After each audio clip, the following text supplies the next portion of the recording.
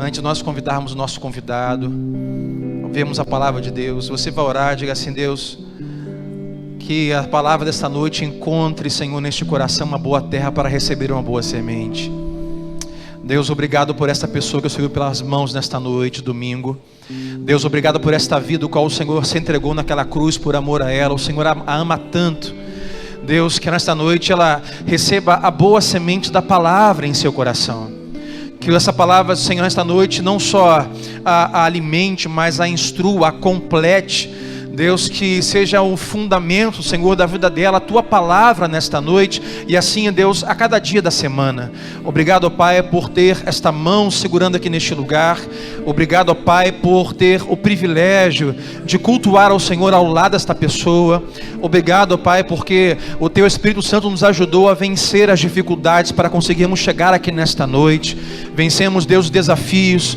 Alguns venceram o cansaço, outros venceram as demandas, a agenda, Deus, ou até mesmo, Senhor, um estado emocional, Senhor, aonde havia tristeza que chegou neste lugar, que haja abundância de alegria nesta noite. Obrigado por tudo, cremos na Tua fidelidade, assim oramos no nome de Jesus Cristo, e todos digam amém e amém. Ainda de pé, nós estamos celebrando 30 anos nesta casa, como o Bispo Miguel nesta manhã falou, 30 anos, muitas coisas aconteceram. Há pessoas aqui nesta noite que nem têm 30 anos de idade ainda. Então estamos aqui já há 30 anos. E 30 anos muita coisa aconteceu e muitas pessoas fizeram parte desse ministério. E hoje temos o privilégio do encerramento, último domingo desse mês, receber mais um pastor, um amigo querido, agora bispo da Nova Vida, ali na Tijuca. Venha pastor Martinho, bispo Martinho Lutero, Deus te abençoe em nome de Jesus. Que vai nos abençoar com a palavra de Deus nesta noite. Então abra o seu coração e receba nessa noite a palavra desse homem de Deus no nome de Jesus.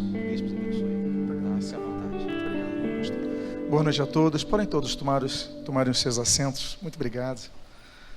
É um prazer muito grande. Eu quero agradecer ao querido pastor Sandro, a equipe pastoral, a pastora Sandra, pastor José Carlos, colega da Sociedade Bíblica do Brasil, e a todos os irmãos. Uma alegria muito grande estar aqui nessa noite. Estava vendo ali 30 anos de vida. Estive aqui em alguns momentos. Esta é a 4ª vez que aqui estou ao longo desse período. Eu louvo a Deus por essa obra. 30 anos nos remete, a Bíblia menciona algumas vezes o número 30 como uma nova fase. A Bíblia diz, por exemplo, ali em Gênesis 6, que a arca tinha 30 côvados de altura. A arca representa uma nova fase da humanidade, uma nova oportunidade que Deus dá. Nós temos, por exemplo, em Gênesis capítulo 41, a Bíblia diz que José começa a reinar no Egito com 30 anos. Esse homem que foi traído pelos seus irmãos, queriam matá-lo, se não fosse intervenção de Rúben, ele teria sido morto. Mas ele tem a ideia, vamos vendê-lo para os midianitas, e ali vende, os midianitas o levam, e ali então ele passa pela casa de Potifar, novamente ele é traído, ele vai ser preso, mas aos 30 anos a Bíblia diz que ele começa a reinar. O número 30 é interessante também. Estava vendo ali uma maquete muito bem feita do tabernáculo no gabinete pastoral. Estava ali olhando aquela sequência, né, de 20 colunas laterais, 10 colunas frontais, as cortinas, né, as peles ali, e me lembrando desse número 30, por quê? Porque a Bíblia diz, em Números capítulo 1, que só podiam servir os levitas, só podiam servir aos 20 anos de idade. Mas no tabernáculo, Números capítulo 4 diz que no tabernáculo só podiam servir aqueles que tinham 30 anos de idade. Ou seja, tinha 14 anos, é talentoso? Não, tem que esperar os 20. Mas é para o tabernáculo, tem que esperar os 30. Não podia ser qualquer idade. O número 30 nos aponta também a isso, uma nova fase de responsabilidades na casa de Deus. O número 30, e aqui estamos festejando o número 30, nos lembra, por exemplo, o próprio rei Davi. O próprio rei Davi vai passar por isso, e a Bíblia fala então dos seus 30 anos ali, em 2 Samuel capítulo 5. Em 2 Samuel capítulo 23, nós temos mais uma vez o número 30 no rei Davi, uma nova fase, que a Bíblia fala dos 30 valentes de Davi, e que são pessoas que protegem Davi, guardam Davi, até buscar água para ele, eles têm essa tarefa, essa função feita com tanto amor. É uma fase do serviço, nos aponta isso. Quando lembramos o número 30, também nos lembramos naturalmente daquele que é mencionado e tem uma menção nos 4 evangelhos, né? Mateus capítulo 1, nós temos Lucas capítulo 3, Lucas capítulo 1, temos João capítulo número capítulo 1, falando sobre isso, Marcos, capítulo 3, falando sobre o batismo de Jesus. Jesus, ele é batizado quando ele tem, João diz, cerca de 30 anos, né? Os outros falam 30 anos, ou seja, uma nova fase. Jesus, ele durante 30 anos está sendo preparado, mas exerce seu ministério, e ali vai ocorrer de maneira factual, em João capítulo 2, em Caná da Galileia, quando naquela festa de casamento ele transforma a água em vinho. O número 30 aponta então uma nova fase. O número 30 aponta, e finalmente, falando do número 30, o número 30 aponta para uma nova fase também nos relacionamentos, nas responsabilidades e na mudança que Deus faz. Por quê? Judas, que era um discípulo de Jesus, que era um apóstolo do Senhor Jesus, era uma pessoa que andou com o Senhor Jesus durante 3 anos, foi treinado, expulsava demônio, pregava o evangelho, curava vidas, mas a Bíblia diz que por causa de 30 moedas de prata, ele trai o Senhor Jesus. Então 30 é um número significativo. Eu quero parabenizar os irmãos, parabenizar a igreja, parabenizar o corpo pastoral, a equipe diaconal, todos aqui trabalhadores, e que Deus abençoe as vossas vidas nessa nova etapa dos 30. Amém, queridos? Quem faz 30, alguém aqui está para fazer 30 anos de idade? Então saiba que você, olha, a minha irmã ali, um outro irmão ali, saiba que você estará entrando numa nova fase de responsabilidade para com Deus. Eu gostaria de falar sobre o tema que está proposto em tela, e esse tema é um tema que talvez muitos já tenham ouvido pregar, e eu não quero ser alguém que vai falar mais uma vez sobre Ebenezer, e eu quero falar sobre o antes e o depois do até aqui, porque nós conhecemos o texto que trata a respeito do assunto, né, que fala, Ebenezer, até aqui nos ajudou o Senhor. Mas eu quero, então, incentivar a você a abrir a sua Bíblia e convidar a que você abra as páginas das Sagradas Letras, no primeiro livro do juiz, do profeta Samuel, capítulo de número 7. Aqueles que desejarem se colocar de pé, para que façamos a leitura inicial, a primeira menção litúrgica do Novo Testamento, ela ocorre em Lucas capítulo 4, quando a Bíblia diz que Jesus, ele chegando na sinagoga, colocou-se de pé para ler as Escrituras Sagradas. Então, muitos entendem que na primeira lição litúrgica, menção litúrgica, o Senhor Jesus mantém o costume dos judeus, o fazem até hoje para a leitura inicial, e aqueles que assim desejarem, que possam então abrir nesse texto que está em tela, 1 Samuel capítulo número 7, e eu queria então ler o versículo número 12, e a Bíblia diz: Tomou então Samuel uma pedra, e a pôs entre Mispa e Sem, e lhe chamou Ebenezer, e disse: até aqui nos ajudou o Senhor. Ainda de pé, oremos. Pai amado, Deus bendito, lemos a tua santa e preciosa palavra, Deus, e pedimos, fala conosco nesta noite. Abençoa a nossa vida, fortalece a nossa fé. Te damos graças pelos 30 anos de implantação desta igreja. Muito obrigado, Pai, porque nesta casa tem havido, Senhor, a glorificação ao nome de Jesus, a salvação e transformações subsequentes das vidas dos que aqui chegam e abrem-se a Tua palavra, e que nós pedimos que esta voz que criou todas as coisas com seu comando, ela possa operacionar transformações em nossas vidas nesta noite. E o que nós pedimos, o fazemos agradecidos em nome de Jesus. Amém e amém. Os irmãos podem tomar assento. Eu quero começar dizendo, e vocês podem ver que eu coloquei um texto hebraico aí, que é o texto que consta na Bíblia hebraica, Ebenezer. Ebenezer não significa até aqui nos ajudou o Senhor. Esse é um significado mais hermenêutico do que exegético de Samuel. Ou seja, não é uma tradução literal, até aqui nos ajudou o Senhor. Por quê?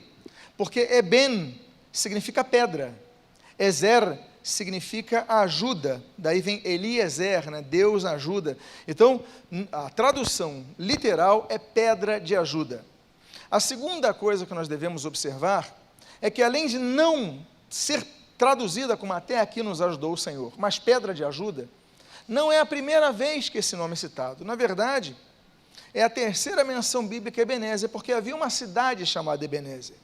Quando adentramos e percorremos as páginas de 1 Samuel, nós começamos a ver, por exemplo, o surgimento em 1 Samuel capítulo número 1, o surgimento de uma mulher estéril, que, enfim, queria ter filho, No capítulo 2, nós vemos então ela fazendo cântico, ela buscando ao Senhor, ela buscando, o seu marido vai a Siló. Lembrem-se os irmãos, que a arca ficou em Siló, na região ali, naquela região de Israel, por 369 anos, de acordo com o Talmud. Então, ficou ali séculos naquela região. Então, aquele homem foi lá com as suas mulheres, foi naquele local, e ali ela começa a pedir: Senhor, dá-me filhos. E aí nós temos o nascimento de Samuel, nós temos o voto de Samuel, a chamada de Samuel, Deus chamando Samuel, capítulo 3. Nós temos então o capítulo 4, porque aí passam-se anos. E o capítulo 4 e o capítulo 5 são capítulos muito intensos. Por quê? Porque nesses capítulos nós vemos que Israel vai guerrear. Israel vai guerrear contra os filisteus, e eles chegam e vão guerrear numa cidade chamada Ebenezer. Samuel ainda não tinha colocado o nome dessa pedra de Ebenezer, mas Israel vai guerrear contra os filisteus. Eles estão em Afeca, os filisteus em Afeca, os israelitas em Ebenezer. Eles ficam em Ebenezer, e ali então os filisteus atacam Ebenezer, e eles obtêm vitória em Ebenezer. Aí no capítulo 5 nós vemos o início de uma superstição no meio do povo de Deus, porque eles falam assim: não, os filisteus entraram aqui em Ebenezer, venceram a gente, vamos fazer o seguinte: vamos trazer a arca lá de Siló, e quando a arca chegar, ela vai trazer sorte para a gente. Onde a arca chegar, a presença de Deus vai dar vitória. Então, eles trazem de Siló para Ebenezer a arca da aliança, e quando chega aquela arca da aliança, eles crendo que vão ter vitória, eles têm derrota. Hofni e Finéias, filhos de Eli, morrem. Eli, quando sabe da notícia, cai da sua cadeira, morre. Tragédia sobre tragédia, mas talvez a pior de todas fosse o fato de que os filisteus tomaram a Arca da Aliança. A Arca da Aliança tinha muitos significados: o significado da presença de Deus e o significado da identidade do povo de Israel. Qual era a bandeira deles? Qual era a Nissi deles? Não, a bandeira, a Nissi, o símbolo deles era a Arca da Aliança, era a presença de Deus, era um povo chamado por Deus, não estava mais. Eles levam a Arca da Aliança, então, de Ebenezer para Ashdod, fica no templo de Dagom, e a Bíblia diz, naquele capítulo número 5, que a arca vai para Ashdod, fica no templo de Dagom, mas começam a surgir pragas no meio dos filisteus. Pragas sobre pragas. E vem úlceras, vem problemas, muita mortandade, até o ponto que os filisteus decidem devolver a arca para Israel. Israel não retoma a sua arca. Israel não luta pela sua arca. A arca ela é devolvida porque eles falam: chega disso, desde que a arca chegou, a mortandade. Desde que a arca chegou no nosso meio, nós tomamos a arca, a morte. E eles devolvem. A Bíblia diz que eles pegam então 2 vacas, colocam na carroça e mandam as vacas até a fronteira com o território de Israel. E quando chegam em Bet-Semes, as vacas seguem sozinhas. A arca chega naquele local onde começa a nossa história.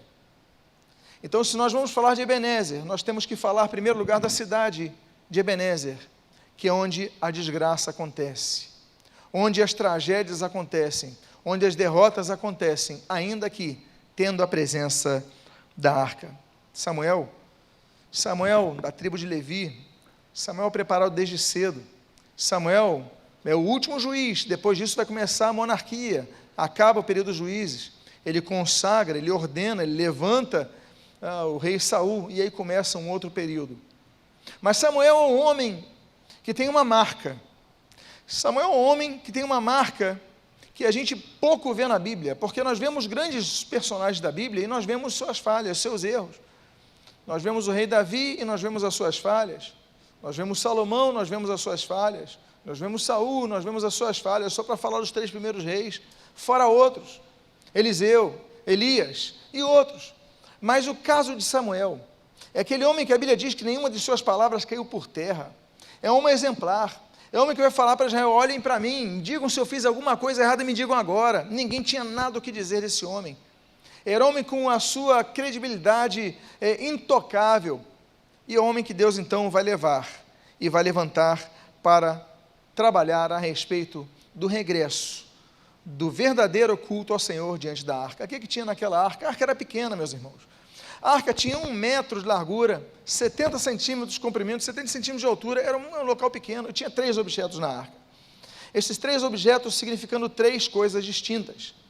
O primeiro objeto era composto de 2 pedras, que eram as pedras do Sinai, apontando a aliança com Deus.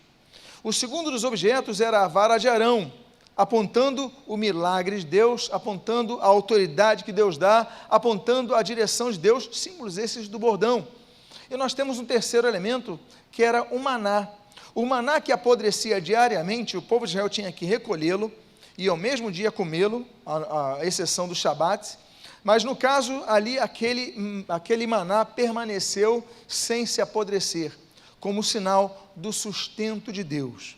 Mas agora a arca estava com os inimigos. Eu gostaria então de convidar que você regresse um capítulo, e vá comigo ao capítulo número 6, versículo 19, até o capítulo 7 no seu início, quando a Bíblia diz: feriu o Senhor os homens de Bet-Semes, porque olharam para dentro da arca do Senhor. Sim, feriu deles 70 homens. Então o povo chorou, porquanto o Senhor fizera tão grande morticínio entre eles. Então disseram os homens de Bet-Semes: quem poderia estar perante o Senhor, este Deus santo? E para quem subirá desde nós? Enviaram, pois, mensageiros aos habitantes de Quiriate-Jearim, dizendo: os filisteus devolveram a arca do Senhor. Descei, pois, e fazei-a subir para vós outros. Então vieram os homens de Quiriate-Jearim e levaram a arca do Senhor à casa de Abinadab no outeiro, e consagraram Eliezer, seu filho, para que guardasse a palavra do Senhor.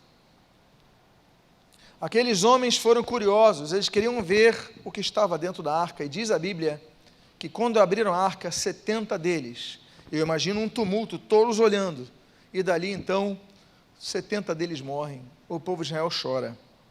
O povo de Israel chora, e o mais interessante, não são 70 filisteus, não são 70 moabitas, não são 70 árabes, não são 70, são 70 israelitas, povo de Deus, o próprio povo de Deus.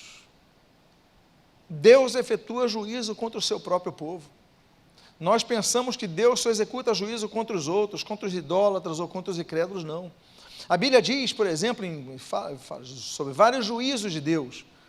Nós temos o julgamento da cruz, em 1 Pedro capítulo 4, nós temos o auto-julgamento que nós fazemos, temos que fazer um auto-julgamento na Santa Ceia do Senhor, como nós lemos ali em 1 aos Coríntios capítulo 11, versículo 28, olharmos para nós mesmos e podemos participar da ceia. Nós temos julgamento dos anjos, os anjos vão ser julgados, 1 Coríntios capítulo 4, pelos santos, os santos vão julgar os anjos.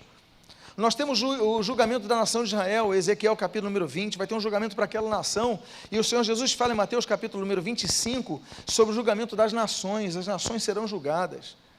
Nós temos o julgamento, por exemplo, o julgamento da cruz, Gálatas 3, nós temos o julgamento do diabo, Apocalipse capítulo 20, versículo 10, nós temos o julgamento do juízo final, Apocalipse capítulo 20, versículos 11 a 14, e nós temos um outro juízo, que é o que a Bíblia diz em 2 Coríntios, capítulo número 5, versículo número 10, que é o tribunal de Cristo, onde Cristo, que é o nosso advogado, como nós lemos ali em 1 João capítulo 2, versículo 1, ali ele será o juiz.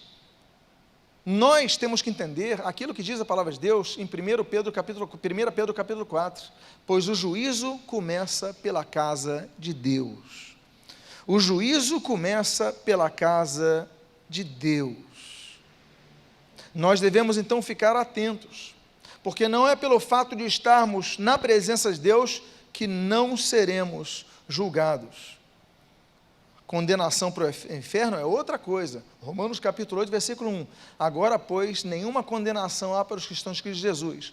Mas nós devemos saber a diferença entre o que serve a Deus e o que não serve a Deus, porque muitos estão no nosso meio, mas muitos não pertencem ao Senhor. Esses homens, eles abriram a arca e olharam para a arca, e eles notaram que Deus é um Deus zeloso. Deus é um Deus zeloso pelas coisas santas. Não é porque a arca estava com os filisteus e eles receberam a arca de volta que eles podiam, agora eu tenho liberdade de fazer o que eu quero. Não tem, continuam com limites. Deus sempre estabeleceu limites à humanidade, desde da criação do mundo.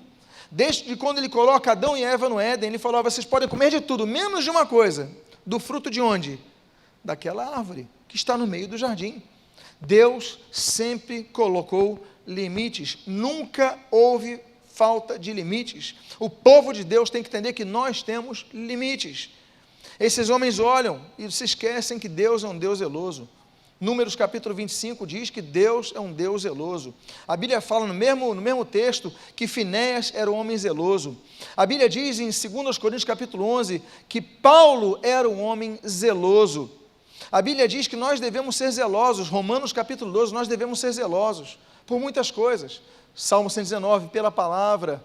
1 Coríntios capítulo 14, devemos zelar pelo dom da profecia. Tantos zelos. Tito capítulo 3, pelas boas obras, devemos ter zelo. Apocalipse capítulo 2, devemos ter zelo pelo arrependimento. Nós devemos ser pessoas zelosas, cuidadosas. Não podemos ser pessoas descuidadas com as coisas de Deus. Se vamos fazer algo para Deus, nós devemos procurar fazer com excelência, com zelo, com temor. Devemos ter temor no serviço ao Senhor. É o que diz, por exemplo, o Salmo de número 11, nós devemos servir a Deus com temor. Esses homens falam: a arca está aqui, agora eu vou fazer o que eu quero. Não, tem um padrão, tem um limite, tem um respeito. Deus é um Deus zeloso. O que eu quero extrair então hoje são novos significados da palavra Ebenezer. Porque Ebenezer, ela tem o significado de pedra de ajuda, mas Samuel dá um outro significado: até aqui nos ajudou o Senhor. Não existe até aqui nos ajudou o Senhor. Existe pedra de ajuda, mas ele dá um novo significado. E dentre desses novos significados, nós temos então o significado que na obra de Deus nós temos que ter cuidado, respeito, reverência com as coisas que são sagradas. Temos perdido essa reverência. A segunda coisa que nós vemos, nós vamos para o texto do capítulo número 7, versículo número 2, e nós lemos: sucedeu que, desde aquele dia, a arca ficou em Quiriate Jearim, e tantos dias se passaram, que chegaram a 20 anos, e toda a casa de Israel dirigia lamentações ao Senhor. 20 anos na casa de Quiriate Jearim, 20 anos. O número 20 é um número interessante, porque é um número que mostra alguns desafios que nós temos. Por exemplo, um desafio de novas atividades de trabalho. A Bíblia diz ali em Gênesis capítulo 31, que Jacó trabalhou 20 anos para Labão. Foram 7 anos para Raquel, 7 anos para Lia, e mais 6 anos para o rebanho. São 20 anos servindo o seu sogro, até ele ter a sua autonomia.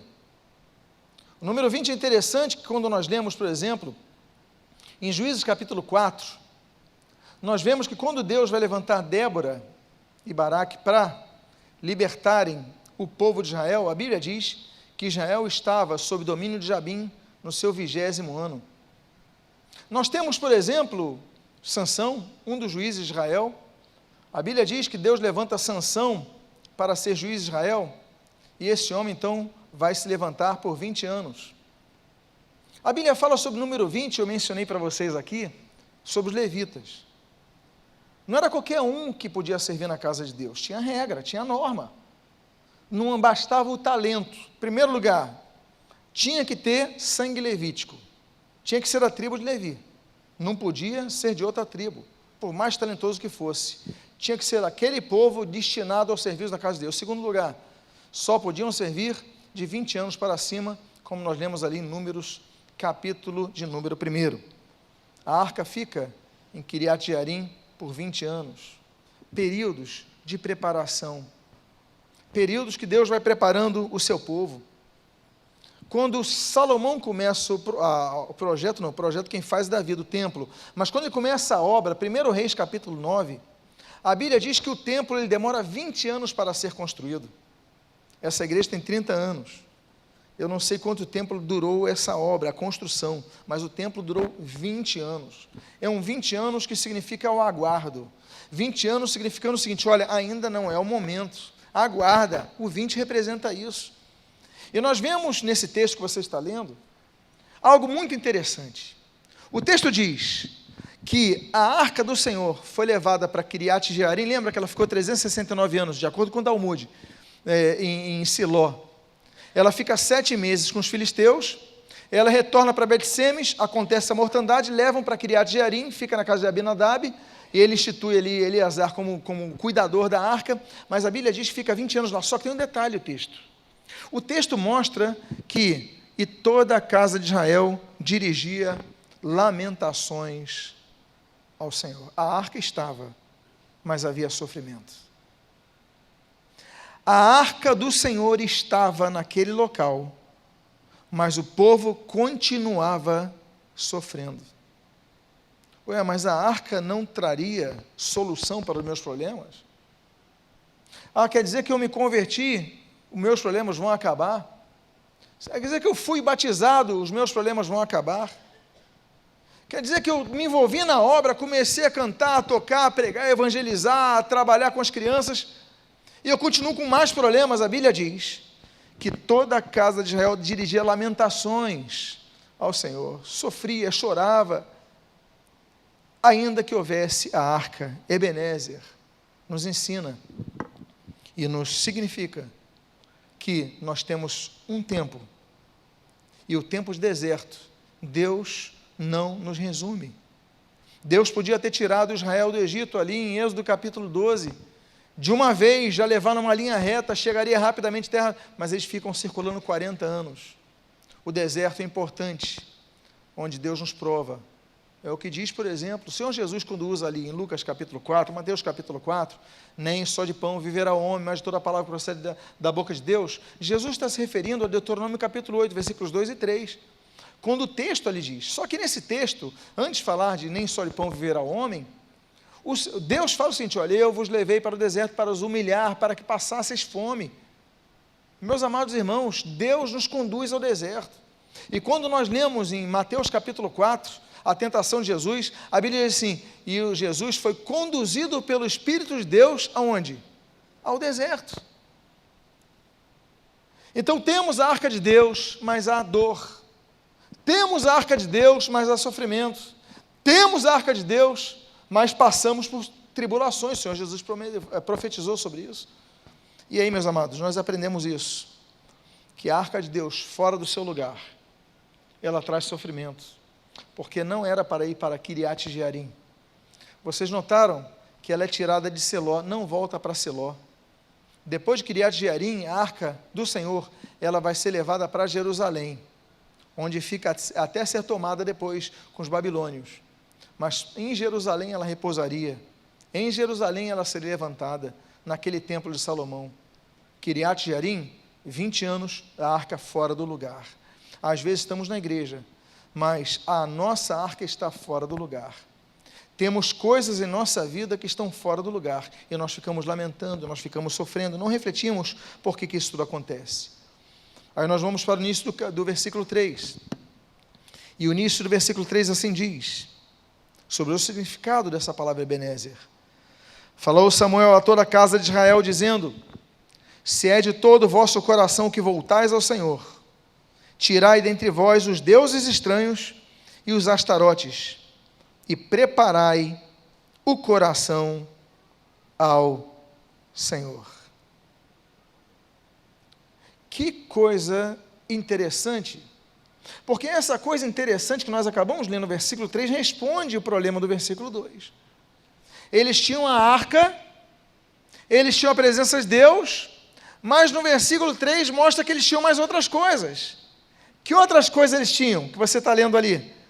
Retirai os vossos deuses estranhos, os vossos astarotes no meio de vós.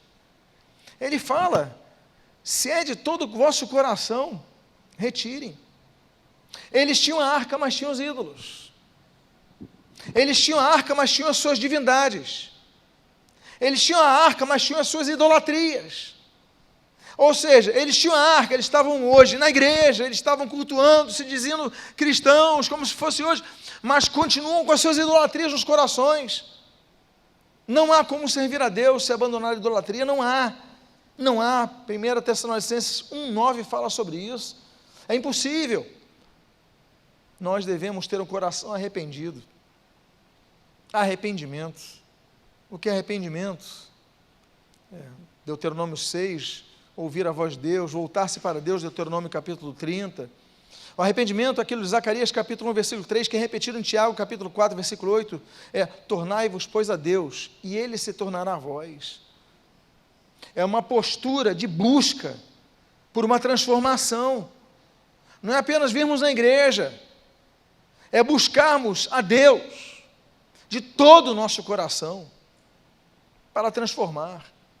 É por isso que o arrependimento, o pastor estava falando ali de Atos 1, 2, 3, Atos 3, 19, arrependei-vos, pois, e convertei-vos para que sejam cancelados os vossos pecados.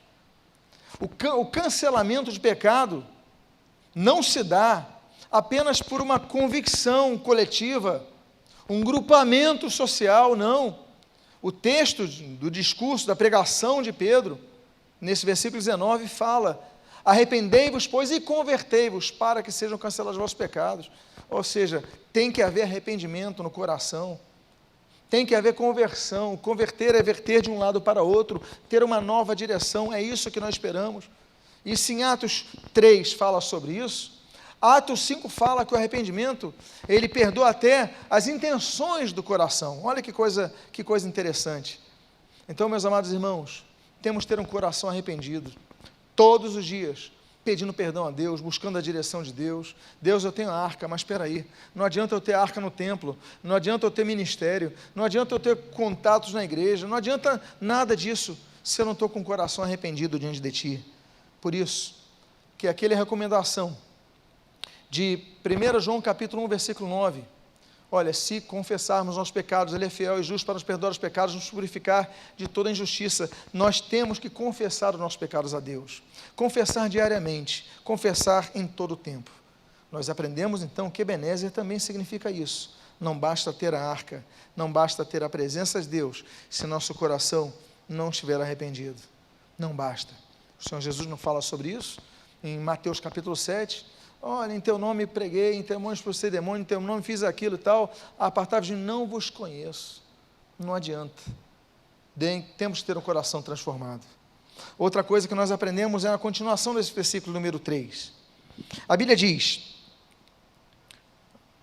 e servi a Ele só, e Ele vos livrará das mãos dos filisteus.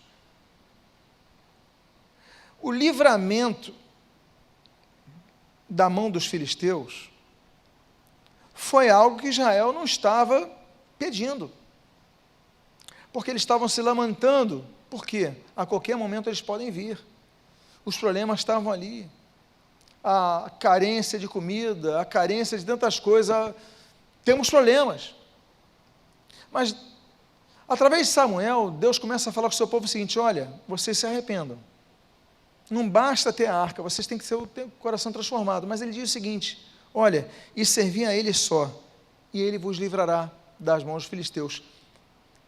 Há questões, há libertações, há quebra de problemas, há libertações que Deus promove quando começamos a nos envolver mais com as coisas dEle. Agora, o texto diz: e servir só a Ele. Como nós devemos servir a Deus? Eu ouvi um louvor maravilhoso hoje, parabéns pela equipe de louvor. Que bênção, que qualidade. Eu voltarei aqui só para ficar ali, ouvindo o louvor dos amados irmãos. Mas por quê? Porque a Bíblia diz que o louvor, assim como o serviço a Deus, Êxodo capítulo 36, a Oliabe e Bezalel, ou seja, nós devemos servir com qualidade e inteligência. Nós devemos servir a Deus, como nós lemos ali no Salmo de número 11, com temor. Nós devemos servir a Deus, como diz o Salmo de número 100, com alegria. Nós devemos servir ao Senhor, como diz o próprio Samuel, no seu primeiro livro: servi ao Senhor de todo o vosso coração. Devemos servir ao Senhor em todo o tempo. Por exemplo, Daniel capítulo de número 6, servir ao Senhor continuamente. Mateus capítulo número 4, servir ao Senhor imediatamente. Quando Deus chama para servir, vá, sirva ao Senhor. Mas a Bíblia diz também, ali em Atos capítulo 20, E o apóstolo Paulo escreveu o seguinte, olha, servindo ao Senhor, em meio à humilhação, a lágrimas e a provações. A gente não vai servir a Deus somente quando não temos lágrimas, somente quando tudo vai bem. Eu não sei a equipe do louvor que eu citei aqui como exemplo, mas podia me referir a várias outras equipes ministeriais. Eu não sei, mas alguns deles podem estar aqui chorando e estão servindo aos irmãos. Alguns diáconos da igreja, introdutores, professores de escola dominical, operadores de áudio e vídeo, talvez estejam aqui passando por problemas que você não imagina, mas ainda assim eles vieram servir ao Senhor. Por quê? Porque eles entendem que devem servir ao Senhor com o que o Senhor depositou em suas mãos, que o Senhor confiou a eles para que multiplicassem. E como no parâmetro paulino, servindo ao Senhor em meio a humilhações, com humildade, em meio às lágrimas, em meio às provações, ainda assim, nós servimos ao Senhor. O texto então diz, vocês sirvam a Ele, que Ele vos livrará das mãos dos filisteus. O texto continua dizendo, no versículo número 4, então, os filhos de Israel tiraram de entre si Baalins e Astarotes, e serviram somente ao Senhor. Versículo 5, e disse mais Samuel, congregai todo Israel em Mispa, e orarei por vós ao Senhor. O sacerdote naquela época, no caso de Samuel, ele morava em Ramá, mas como sacerdote, ele passava por locais de culto. Quais eram? Betel, Gilgal e Mispa. Olha o Mispa citado aí. Então ele morava em Ramá, mas ele fazia um circuito anualmente, uma vez por ano. Ele percorria Betel, Gilgal e Mispa. Cada um com significado, cada um daria uma temática de outra pregação. Mas o fato é que ele chega e fala o seguinte, olha, vocês se arrependam, não adianta ter a arca, não adianta querer usar a arca, ver o que não pode, mas vocês têm que servir a Deus com o coração, servir só ao Senhor, largar fora a idolatria. Aí ele fala o seguinte, agora, já fizeram tudo isso? Faz o seguinte agora, congregai a todos em Mispa, congregai todo Israel em Mispa, e ali orarei por vós ao Senhor. A importância do congregacionalismo, a importância da igreja. Nós vivemos em uma época, e essa época de redes sociais, que vão surgindo várias pessoas que saem das igrejas, fracassam na fé e começam a lutar contra a igreja. Eu diria até que grande parte da artilharia contra a igreja, a necessidade de se congregar, contra princípios de autoridade espiritual, contra tudo que a Bíblia fala, são de ex-membros de igrejas, porque fracassaram na fé e se permitem ser usados pelo diabo para atacar a igreja, a noiva de Cristo. E uma desses ataques, você não precisa congregar. Para que congregar? Você tem Deus onde você estiver, e é verdade. Mas é interessante notar que ainda que Deus esteja em qualquer lugar, no Salmo 139, até no profundo do abismo, até no Sheol, Deus está presente, a gente sabe disso. Não há lugar que Deus não possa estar presente, mas ainda assim, o Senhor Jesus, em suas declarações finais, ele fala o seguinte, olha, onde 2 ou 3 estiverem reunidos em meu nome, ali eu estarei. Eu faço uma consideração aqui. Por que ele falou 2 e 3, não apenas um? Se Jesus não estaria onde estiver apenas um, claro que ele está. A começar pelo fato que ele é onipresente. Por que ele falou a não apenas 2 ou 3 reunidos, mas reunidos em seu nome? Está falando a importância da igreja, do congregar-se. O Senhor Jesus, ele quando vai fazer a sua aliança, ele celebra aquela Páscoa judaica, mas ele não celebra com todo mundo, ele celebra com os 12 que estavam próximos a ele, não celebra sozinho.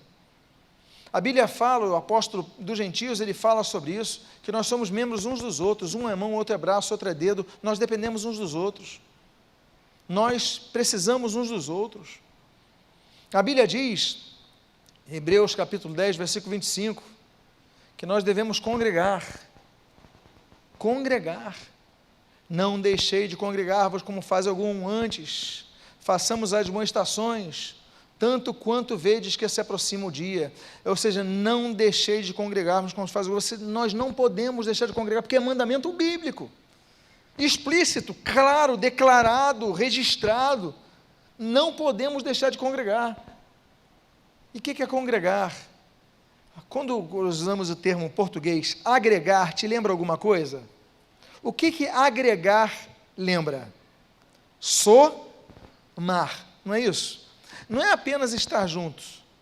O congregar é agregar com outras pessoas. Não é apenas estar junto fisicamente, mas eu vou me somar. Isso é congregar. Não deixei de congregar. Por quê? Porque Deus dá um dom espiritual a cada um. 1 Pedro capítulo 4, versículo 10. E nós devemos exercer nossos dons para a edificação do corpo. Efésios capítulo 4, Efésios capítulo 5, Romanos capítulo 12, 1 Coríntios capítulo 12, 1 Coríntios capítulo 14. Nós devemos exercer os dons de maneira coletiva. A Bíblia diz, a história da igreja diz. A história da igreja mostra, se um dia você puder ir a Israel, vá a Israel. Mas se você for a Israel e puder passar por Roma, eu sempre passo por Roma. Mês retrasado, estive lá em Roma e nós fomos a um local chamado as Catacumbas de São Calixto. Quem aqui já foi a Roma? Quando vocês forem a Roma, procurem colocar as catacumbas. As catacumbas eram cemitérios subterrâneos, onde os cristãos se reuniam para fazer o culto ao Senhor. O que é lindo.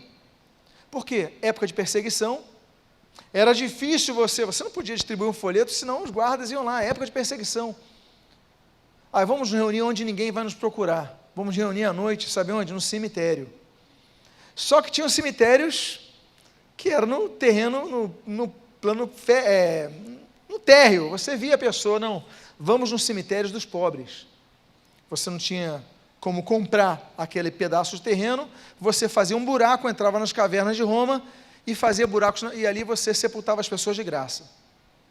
Quando nós entramos lá, pastor, eu me confesso um pouco claustrofóbico. Quem aqui tem um pouquinho dessa tendência aqui?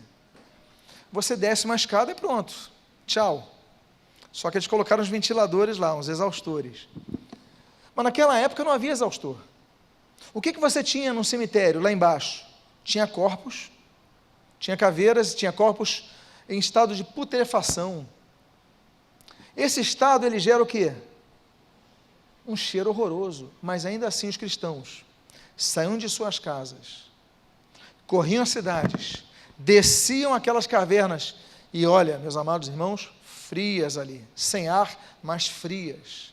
Ambiente fúnebre, cheio de caveiras, corpos apodrecendo, larvas, mas não deixavam de se congregar. E nós, por causa de uma chuva, a gente não vai na igreja. Por quê? Porque eles sabiam do mandamento de não deixei de congregar-vos como fazem alguns. Essa é outra coisa que nós aprendemos com o Ebenezer. Olha, vocês se acertaram com Deus, agora é o seguinte, é hora de congregar todo mundo no só local. Chama todos os réus, vamos para a Mispa, e ali congregaremos.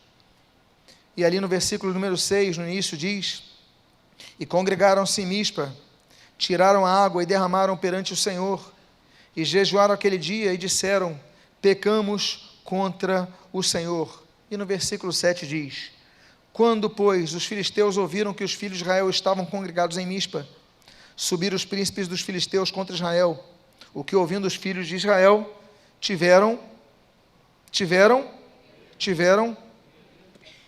quantos aqui já sentiram medo, fazendo a obra de Deus?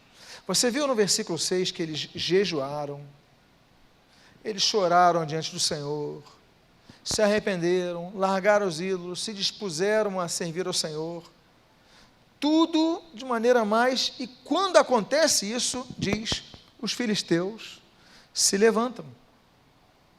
Quando você está mais certinho, aí os filisteus, e Deus fala, olha, se ajuntem, sirvam, que eu vou livrar vocês. Aí os filisteus vêm.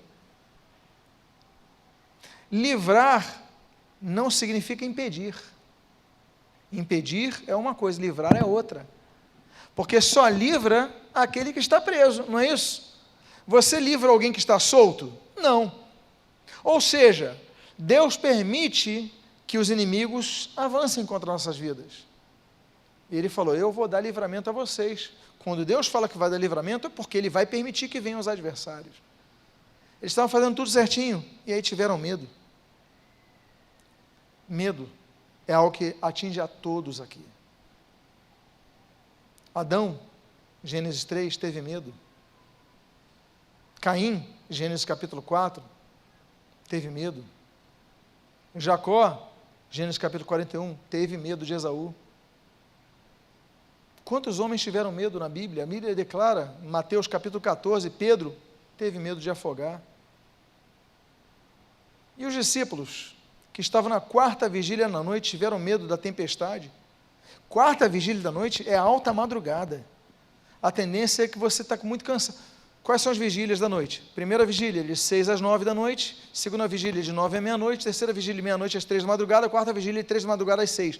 Quer dizer, entre 3 e 6 da madrugada, os discípulos estavam naquele barco e tiveram medo. Há momentos que nós estamos mais vulneráveis. Nós vemos fantasmas, nós vemos inimigos, às vezes, que nem existem. Às vezes temos inimigos, mas nós vemos a coisa muito maior. Por quê? Porque temos medo. E esse amor que nós precisamos, que invade o nosso coração, é aquele amor que a Bíblia diz, 1 João, o amor lança fora o quê? Todo medo. Meus amados irmãos, Israel teve medo, você está lendo? E tiveram medo dos filisteus. Deus prometeu que livraria. Jejuaram, serviram, e os inimigos invadiram, os filisteus invadiram.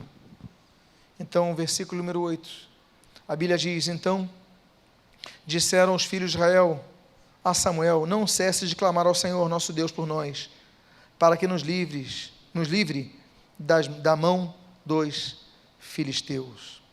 Amados irmãos, o poder da intercessão.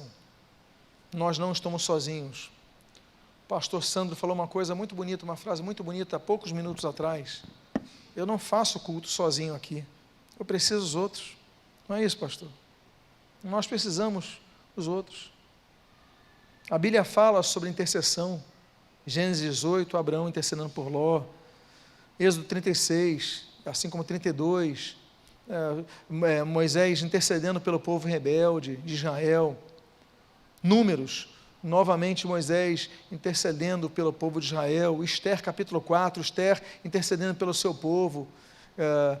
Nós temos Neemias capítulo 1 intercedendo pelo seu povo, Abacuque capítulo 1, Abacuque intercedendo pelo povo diante das invasões dos caldeus.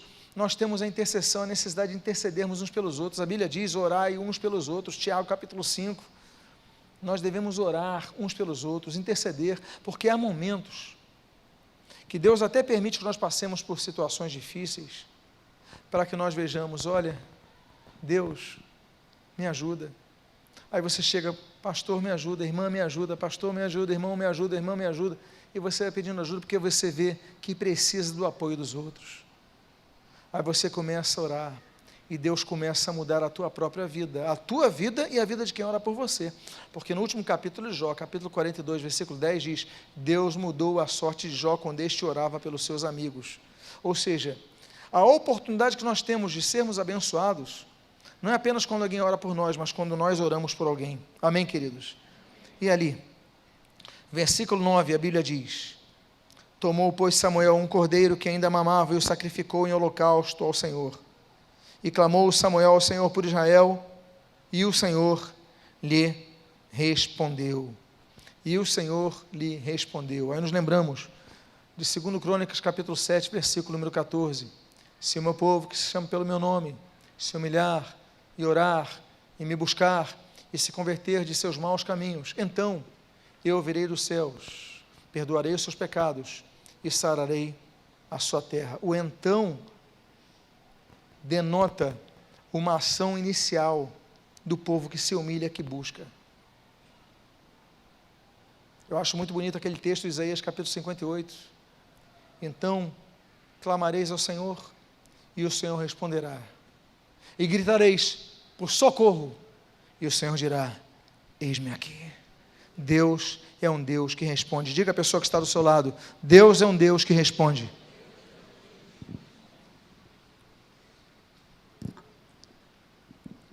E aí nós vamos para o versículo 19. A Bíblia diz, enquanto Samuel oferecia o holocausto, Os filisteus chegaram à peleja contra Israel, mas trovejou o Senhor aquele dia com um grande estampido sobre os filisteus e os aterrou de tal modo que foram derrotados diante dos filhos de Israel. Foram derrotados. É aquilo que o Salmo de número 24 fala: o Senhor é o Deus da batalha. É aquilo que Êxodo fala: Deus é o Deus da guerra. Na única menção da Bíblia a uma categoria angelical chamada serafim, os serafins, eles aparecem e eles repetem uma palavra por 3 vezes. No hebraico você repete uma palavra como superlativo por 2 vezes, porque no hebraico não existe superlativo. Por exemplo, no hebraico não existe grandíssimo. Se você quiser dizer grandíssimo, você repete a palavra grande 2 vezes. Você fala assim: grande, grande. Então significa grandíssimo, é o nosso superlativo. Quando Jesus muitas vezes repete a palavra em verdade vos digo, é que ele fala o seguinte: olha, não é é verdadeiramissimamente, não sei, um neologismo que eu criei aqui. É para dar uma força muito grande a essa palavra. Mas esses anjos criam uma nova categoria de palavra.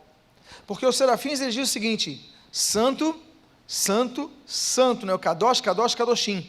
Eles falam 3 vezes, 2 é superlativo e 3 não existe, porque eles querem dizer: santo, santo, santo ao Senhor, não é santissimíssimo ao Senhor.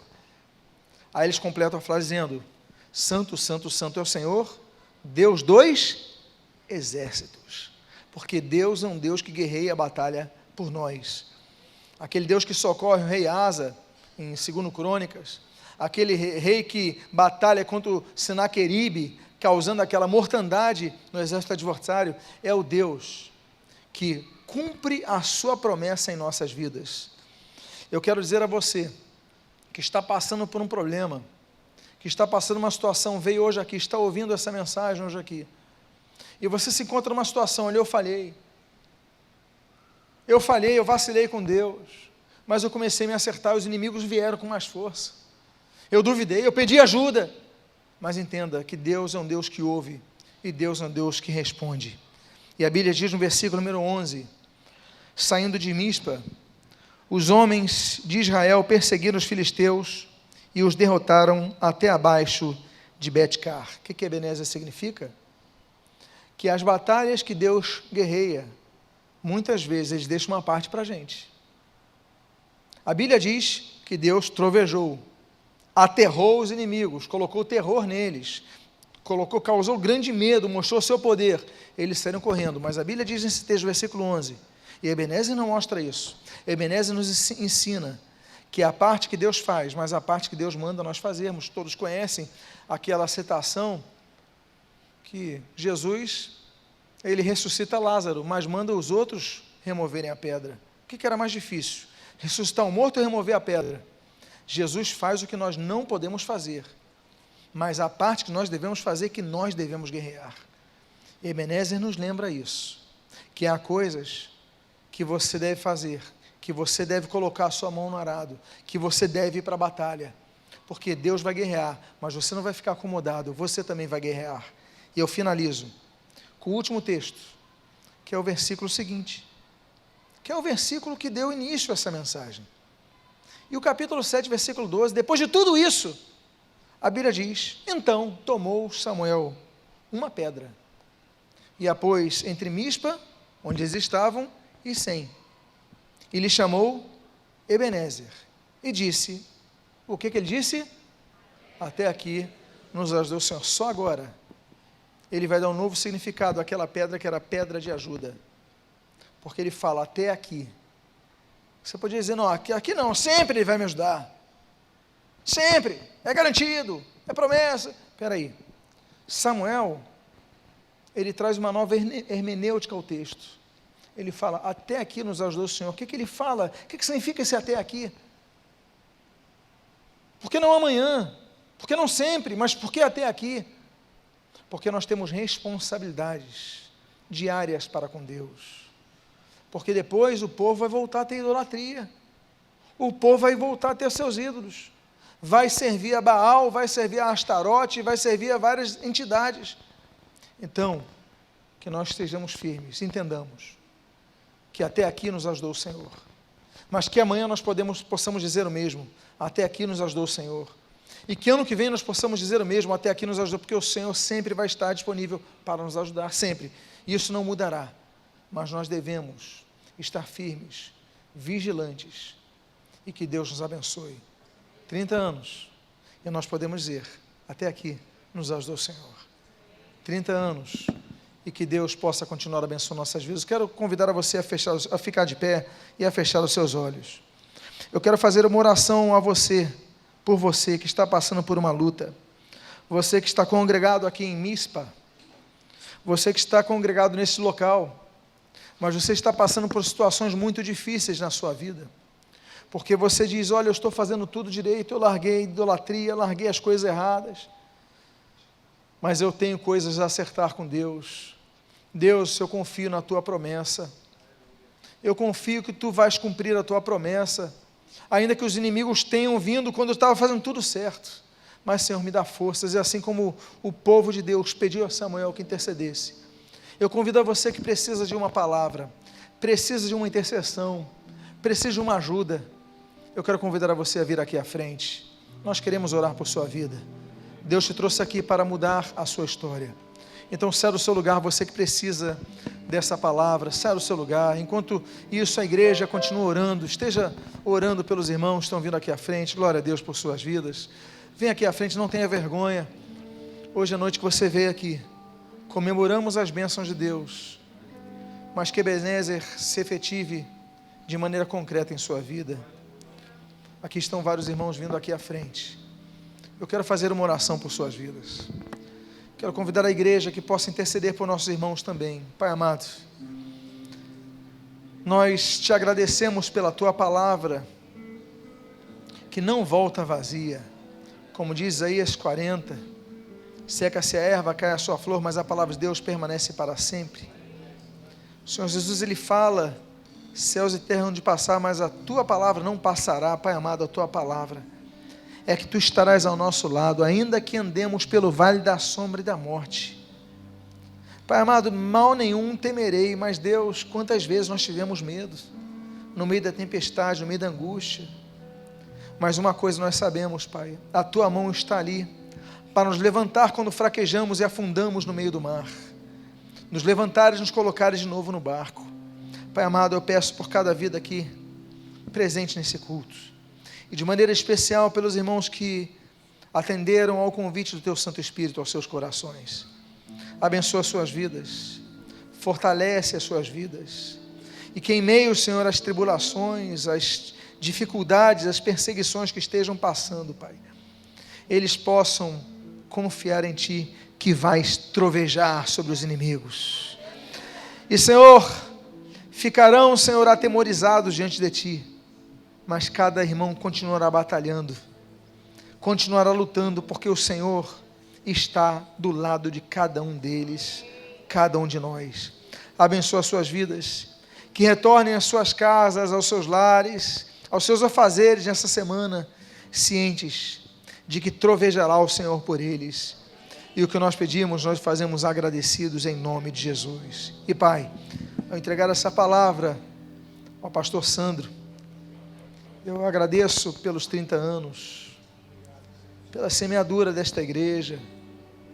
Senhor, te agradeço por servos como o pastor Carlos, pastora Sandra, cada um dos pastores aqui, cada um dos diáconos, cada um dos irmãos que militaram nessa obra. Pai amado, muito obrigado, porque essa casa é tua. São 30 anos dizendo muito obrigado, Pai. Ebenezer, a pedra de ajuda, a rocha que é o Senhor, como nós sabemos em 1 Coríntios capítulo 3, Pai amado, essa rocha que nunca se abala, essa pedra que foi citada aqui pelo pastor um pouco antes, Mateus capítulo número 7, Pai amado, a casa está fincada, firmada sobre a rocha. Pai amado, cada irmão aqui saia daqui firmado nessa rocha, na Tua palavra. E o que nós pedimos, Pai, nós fazemos agradecidos, pedindo as Tuas bênçãos por essa igreja, por nossas vidas, em nome de Jesus. Amém e amém. Olá, obrigado por assistir ao canal da Nova Vida SC no YouTube. Se você gostou dessa mensagem, clica no botão de inscrição aqui na sua tela e assim você não vai perder nenhum conteúdo desse ministério. E também nos siga nas redes sociais. Mais uma vez, obrigado e Deus abençoe.